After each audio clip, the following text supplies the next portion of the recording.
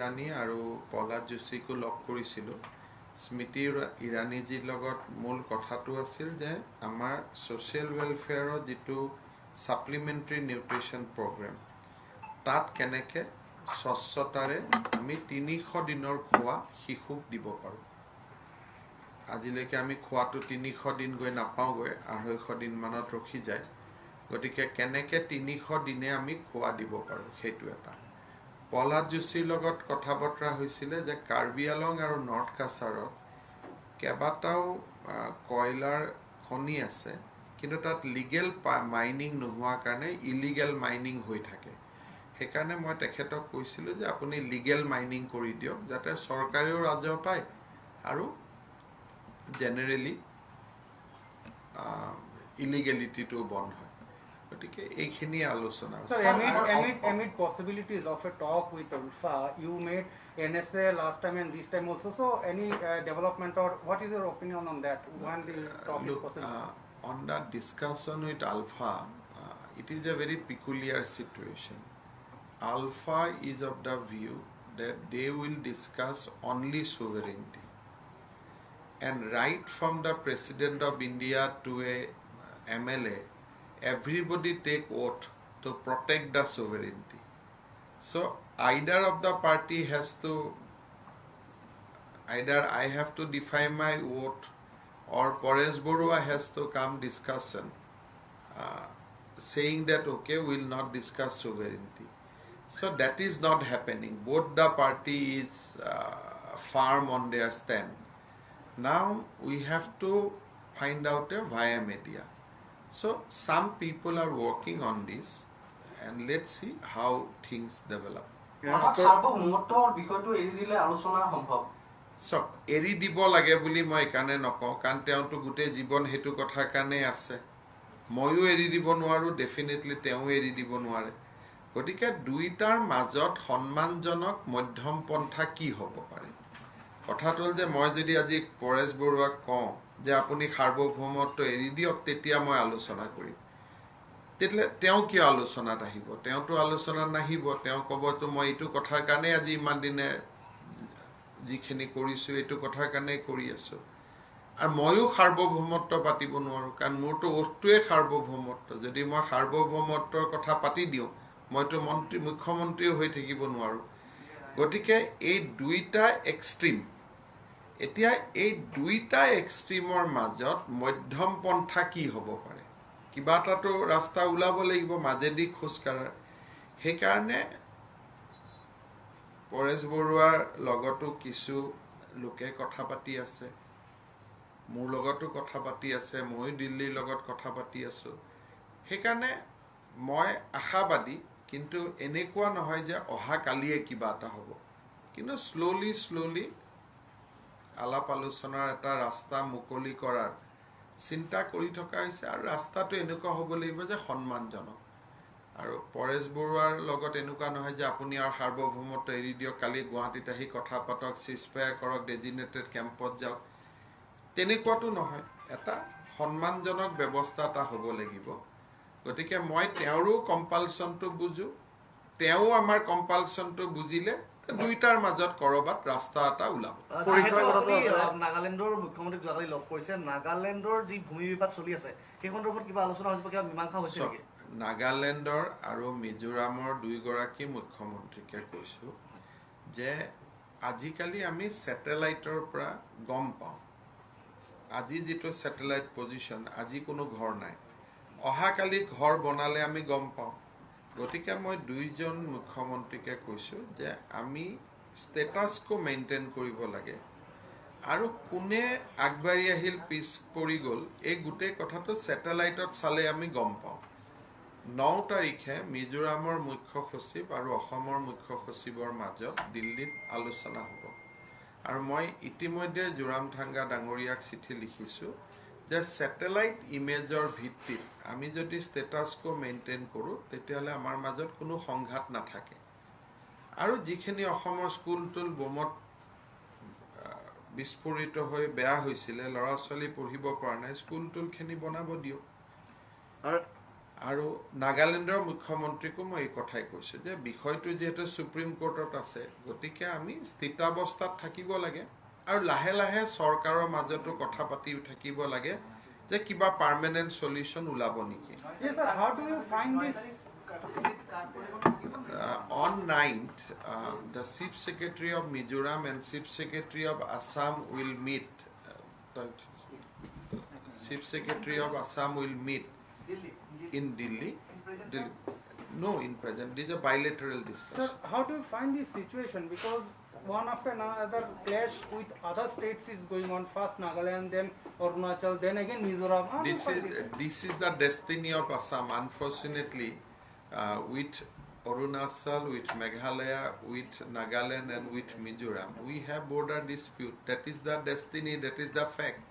So as long as this dispute remain, so there will be some issue which will keep on erupting on both sides.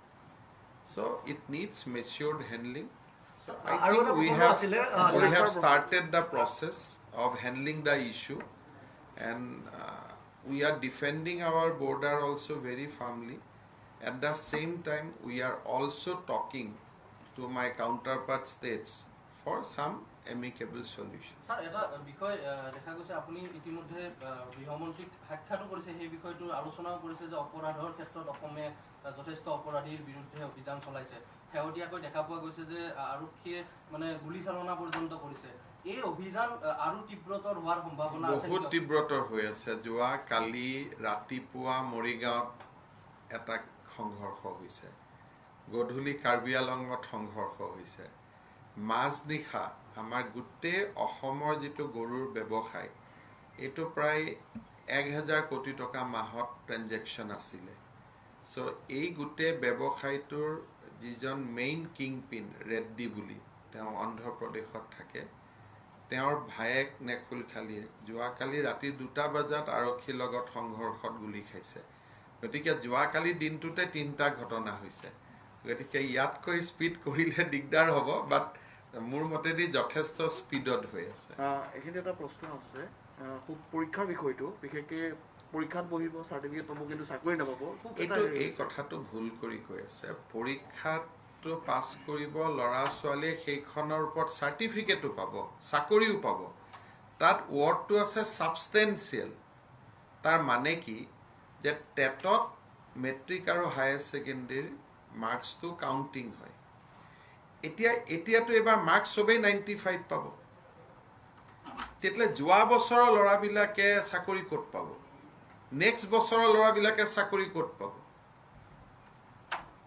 এই ঘটনাটো এনেকে যেটো মই দেখিছো যে পেপাৰ বা যি ধৰণে এটা তুলুঙা কৰি কৈ দিয়া হৈছে এটো তুলুঙা নহয় এটো বহুত ডাঙৰ মানৱীয় সমস্যা এই ল'ৰা ছোৱালীবিলাকে যেতিয়া 90 পাব 95 পাব স্কুলত মাৰ্কস দিব আৰু আপোনালোকে জানে বাগ বৰজনীয়া এইবিলাক জায়গাটো 100 মাৰ্কস দি দিব এতিয়া যেতিয়া মাৰ্কস দি দিব আমি কন্ট্ৰোল কৰিব কৈছো মাৰ্কসটো পুৰা ঢালিব যেতিয়া মাৰ্কস দিয়াৰ পিছত অহাকালি যেতিয়া টেটৰ পৰীক্ষা হ'ব টেটৰ মাৰ্কস মেট্ৰিকৰ মাৰ্কসৰ ওপৰত চাকৰি হয় অহাকালি যিবিলাকে মেট্ৰিক পাছ কৰিব হিহঁতিটো জীৱনত এই বেটছটোৰ লগত কম্পিট কৰিব নোৱাৰে বা অলৰেডি যিবিলাক ল'ৰা 40 বছৰ বয়সত আছে 39 বছৰ বয়সত আছে তেওঁলোকে বেটছটোৰ লগতটো মাৰ্কস কেতিয়াও পাব নোৱাৰে তাৰমানে অহা 10 বছৰলৈকে অসমত চাকৰি অকল এইটো বেটছেই পাই থাকিব টেটত গতিকে আমিতো এইটো এটা মানে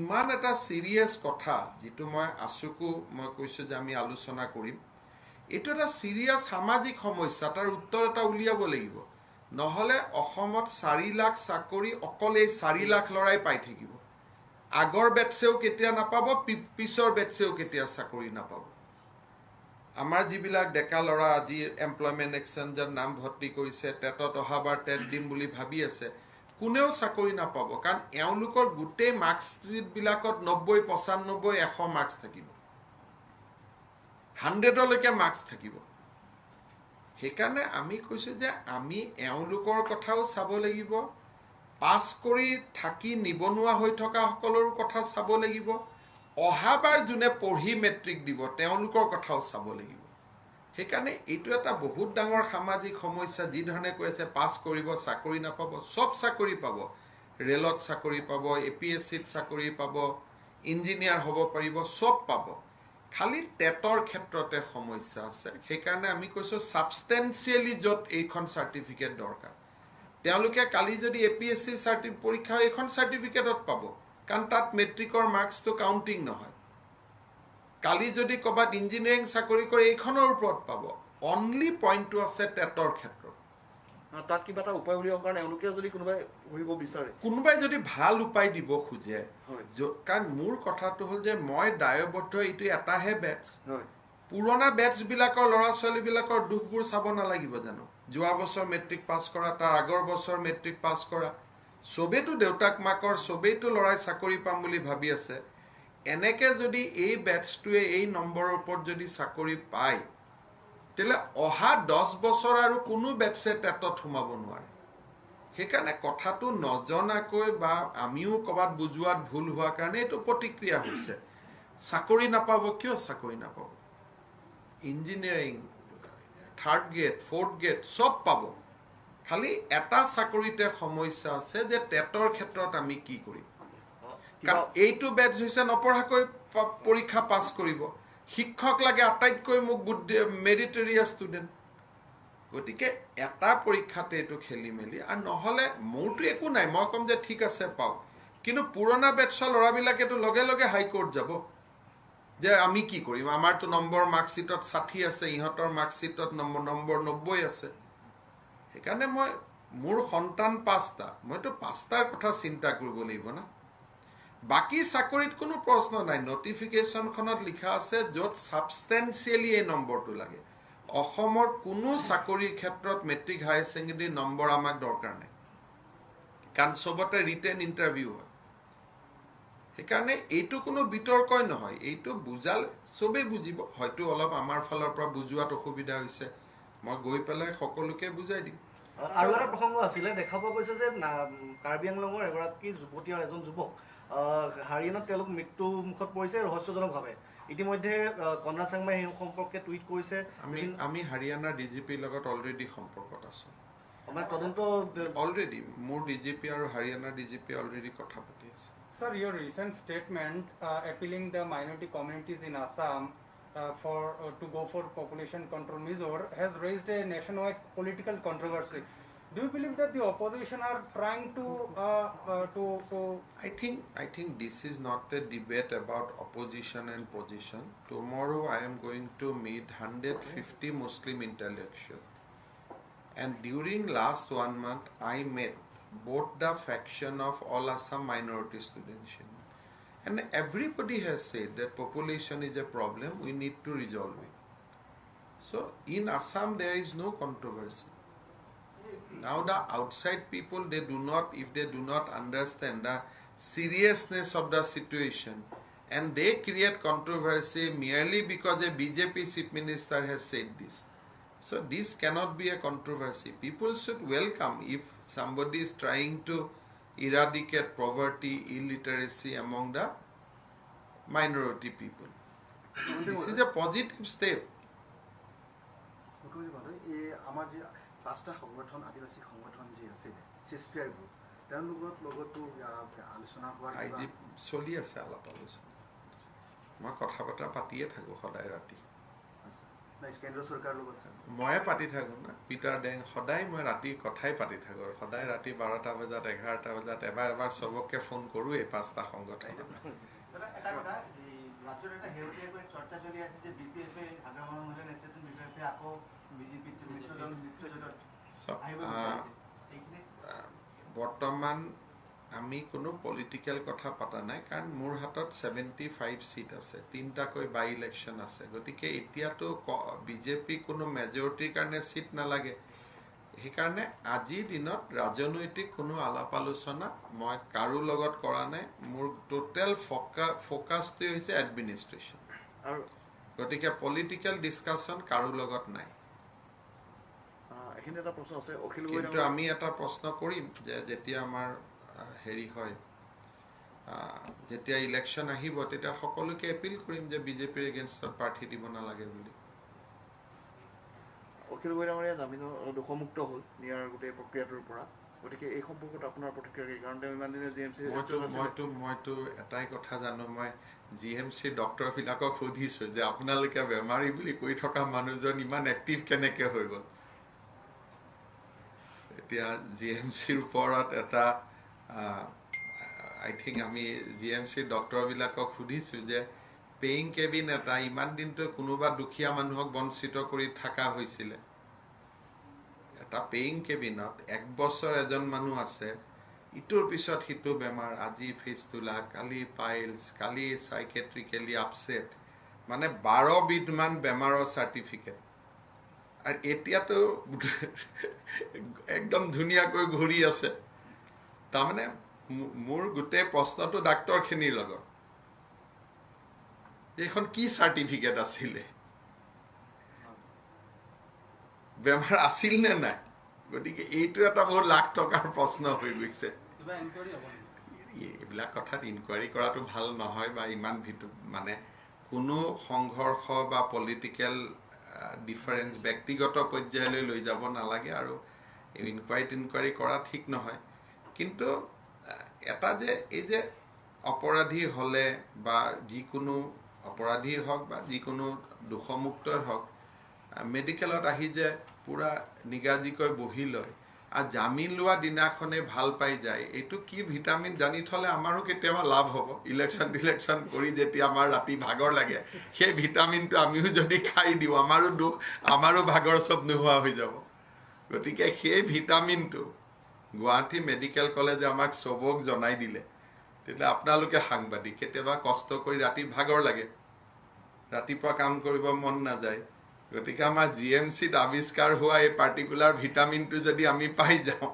তেতিয়াহ'লে আমাৰ চবৰে ভাল গতিকে সেই ভিটামিনটোৰ নামে জানিব লাগে বাকী একো কথা নাই অখিল গগৈ কৈছে 26ত তেখেতে চৰকাৰ কৰিম বুলি কৈছে ডেফিনেটলি চৰকাৰ কৰাটো সকলোৰে অধিকাৰ আছে এইটোতো কিয় আপুনি চৰকাৰটো CPMLও কয় CPIও কয় আমাৰ UDFও কৈ আছে কিন্তু আজিৰ ডেটত চৰকাৰ কৰাৰ সম্ভাৱনাটো UDFৰ বেছি আছে কাৰণ তেওঁলোকে ভোট বেছি পাই আছে নহয় আপোনালোকে যদি চাই এটা কম্পেয়াৰ কৰে যে অখিল গগৈতকৈ বদৰুদ্দিন আজমলে বেছি ভোট পাইছে গতিকে এতিয়া নিউট্ৰেলি যদি আমি চাওঁ চৰকাৰ কৰাৰ কাৰ সম্ভাৱনা আছে আজমলৰ সম্ভাৱনাটো বেছি ভোটৰ যদি বাকচ গন্তি কৰে আৰু বাকি কথাটো অখিল গগৈ কৈছে যে এইবাৰ যি বিগত ইলেকশ্যনত যদি তেওঁ বাহিৰত থাকিলে হয় তেতিয়াহ'লে বিজেপিক তেওঁ জিকিবলৈ নিদিলে হয় মই এটাই কথা জানো যে মই শব্দটো খুব বেয়া যদি ক'লেহেঁতেন আমি বাহিৰত থাকিলেহেঁতেন শুনি ভাল লাগে বাকীটো তেওঁৰ কথা হয়তো তেওঁ থাকিলে হয়তো কিবা বেলেগ ৰিজাল্ট হ'লহেঁতেন সেইটোনো মই কেনেকৈ চাম সেইটোতো অকল ভগৱানেহে জানিব সেইটো ভগৱানে কি ভাবি থৈ দিছে ভগৱানৰ হয়তো ইচ্ছা আছিল মই মুখ্যমন্ত্ৰী হম গতিকে এইটো ওপৰৱালাৰ কথা আমিতো ভগৱানক বিশ্বাস কৰা মানুহ Sir, on many occasions you have praised your predecessor Sarbananda Sonowal for his clean image, for running the government. ইমান যে কথা কৈ আছে কোনটো পেপাৰত উঠিব Sir, do you believe that there is possibility for induction of Sarbananda Sonowal in the cabinet expansion of Narendra Modi? He is our leader. So beyond that, I cannot comment on what will happen on Delhi because we have no power. But Mr. Sonowal is our leader and he will continue to be our leader.